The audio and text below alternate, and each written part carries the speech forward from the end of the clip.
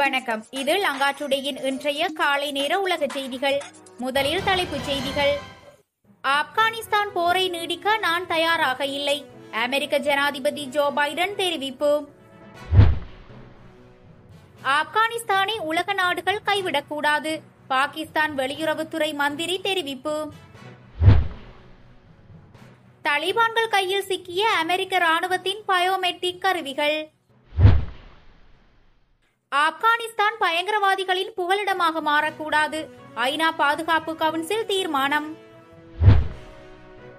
America Black Hawk ஹெலிகாப்டரில் தொங்கவிடப்பட்ட சடலம். தலிபான்களின் அட்டூழியம்.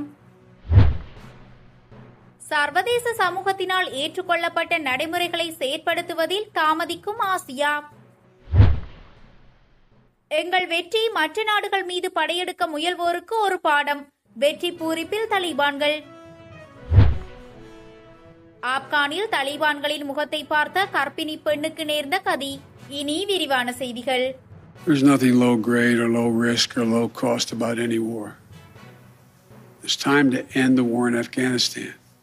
ஆப்கானிஸ்தான் போரை நீடிக்க நான் தயாராக இல்லை என்று அமெரிக்க ஜனாதிபதி ஜோ பைடன் தெரிவித்துள்ளார். இது தொடர்பாக செய்தியாளர்கள் சந்திப்பில் அவர் பேசிய போது, ஆப்கானிஸ்தானில் இருந்து வெளியேற்றத்தின் வெற்றிக்கு எங்கள் ராணுவத்தின் தன்னலமற்ற தைரியம் காரணமாக இருந்தது. அவர்கள் தங்கள் உயிரை பணயம் வைத்து மற்றவர்களுக்கு சேவை செய்தனர்.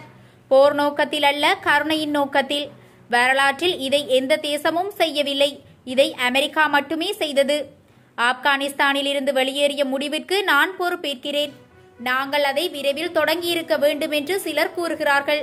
ஆனால் இதனை முன்பு செய்திருந்தால் அது அவசரம் அல்லது உள்நாட்டு போருக்கு வழிவகுத்திருக்கும். சவால்கள், அச்சுறுத்தல்கள் இல்லாமல் போரின் முடிவிலிருந்து வெளியேற்றம் என்பது சாத்தியமில்லை. ஆப்கானிஸ்தானில் அமெரிக்க ராணுவ இருப்பை முடிவுக்கு கொண்டு வருவதற்கான முடிவு பொதுமக்கள், ராணுவ ஆலோசகர்கள், சேவை தலைவர்கள் மற்றும் களத்தில் தளபதிகளின் ஒருமித்த பரிந்துரையின் அடிப்படையில் அமைந்தது. ஆப்கானிஸ்தான் மற்றும் பிற நாடுகளில் அமெரிக்க காலடி இல்லாமல் பயங்கரவாத போரை நாங்கள் பராமரிப்போம்.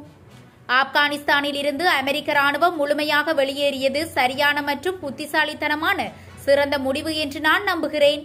ஆப்கானிஸ்தானில் போர் இப்போது முடிந்துவிட்டது. இந்த போரை எப்படி முடிப்பது என்று இந்த பிரச்சனையை எதிர்கொண்ட 4வது ஜனாதிபதி நான்.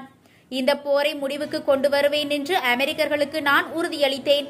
அதை நான் நிரூபித்தேன். ஆகஸ்ட் 31ஆம் தேதி அன்று வெளியேறுவது தன்னிச்சையான காலக்கெடுவால் அல்ல. இது அமெரிக்க உயிர்களை காப்பாற்றுவதற்காக வடிவமைக்கப்பட்டது. என் முன்னோடி முன்னாள் ஜனாதிபதி மே 1ஆம் தேதிக்குள் அமெரிக்க படைகளை அகற்ற தலிபானுடன் ஒரு ஒப்பந்தத்தில் கையெழுத்திட்டார்.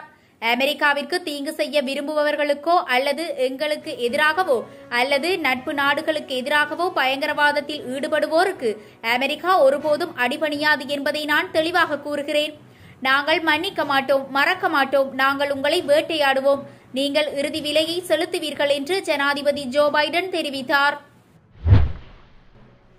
ஆப்கானிஸ்தானின் நிலவரம் குறித்து பாகிஸ்தான் வெளியுறவுத்துறை அமைச்சர் செய்தியாளர்களிடம் பேசினார்.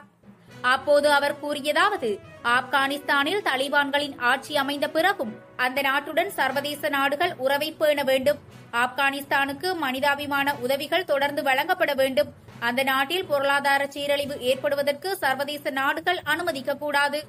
ஆப்கானிஸ்தானின் நிலைத்தன்மை நீடித்திருக்க வேண்டும் என்றால் புதிய அரசுக்கு சர்வதேச நாடுகள் ஒத்துழைப்பு அளிக்க வேண்டும்.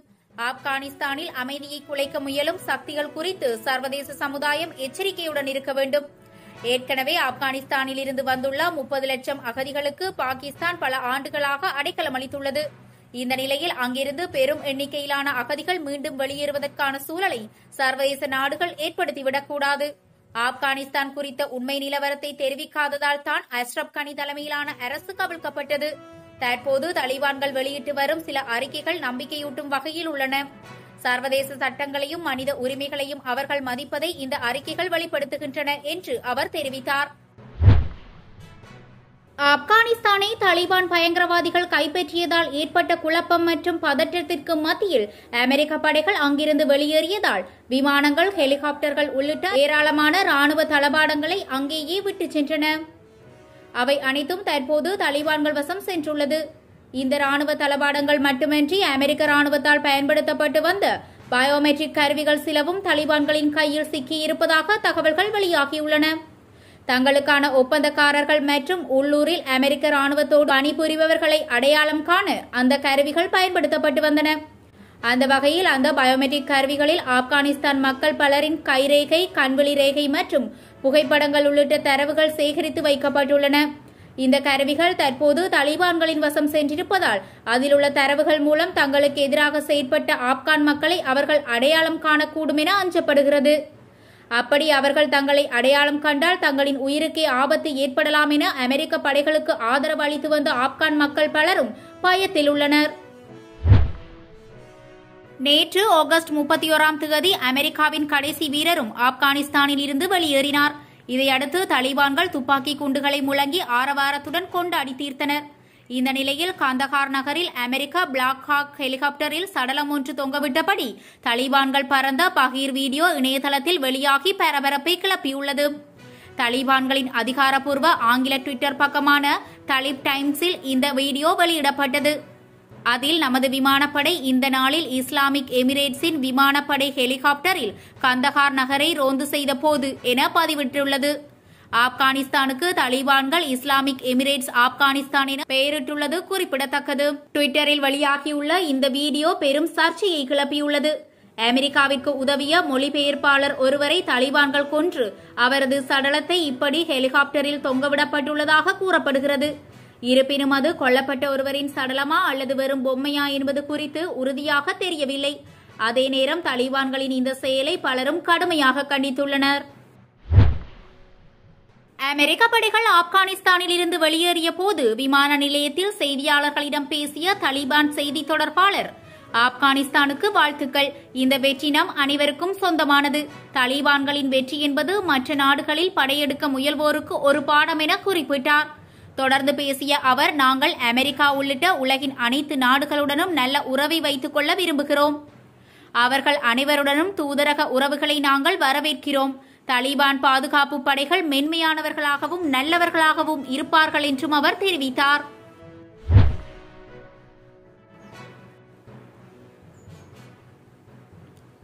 ஆப்கானிஸ்தான் விவகாரம் தொடர்பாக அமெரிக்கா, இங்கிலாந்து மற்றும் பிரான்ஸ் ஆகிய நாடுகள் ஐநா பாதுகாப்பு கவுன்சிலில் தீர்மானம் ஒன்றை முன்மொழிந்தன.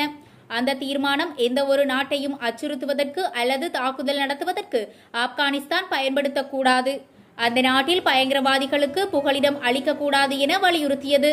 மேலும் ஆப்கானிஸ்தானிலிருந்து அனைத்து வெளிநாட்டினர் மற்றும் உள்நாட்டு மக்கள் பாதுகாப்பான மற்றும் ஒழுங்கான முறையில் வெளியேற தலிபான்கள் அனுமதிக்க வேண்டும் எனவும் அந்த தீர்மானத்தில் வலியுறுத்தப்பட்டுள்ளது.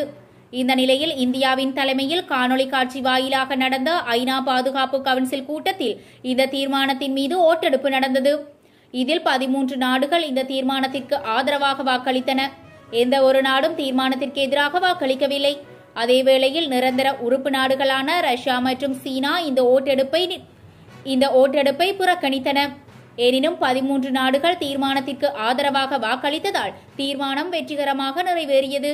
முன்னதாக 15 நாடுகள் நிரந்தர உறுப்பினர்களாக கொண்ட ஐநா பாதுகாப்பு கவுன்சிலுக்கு இந்தியா தற்போது தலைமை தாங்கி வருவது குறிப்பிடத்தக்கது.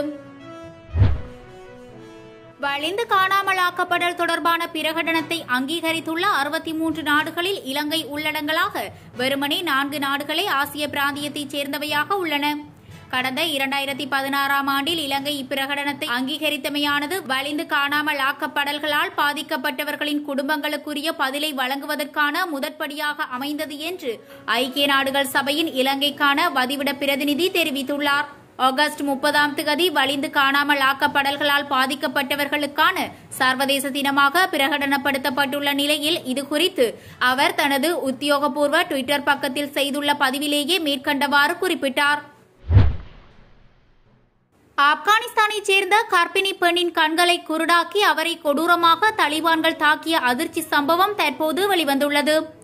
ஆப்கானிஸ்தானி கஸ்னி நகரைச் சேர்ந்த கட்ரீனா ஹஸ்மி காவல்துறையில் வேலை செய்து வந்த இவர் கடந்த ஆண்டு நவம்பரில் கண் பார்வையை இழந்த நிலையில் இந்தியாவிற்கு வந்துவிட்டார். தற்போது டெல்லியில் கணவர் மற்றும் குழந்தையுடன் வசித்து வருகிறார். அவர் பார்வையை இழந்தது என்பது கொடூரமான கதையாக உள்ளது.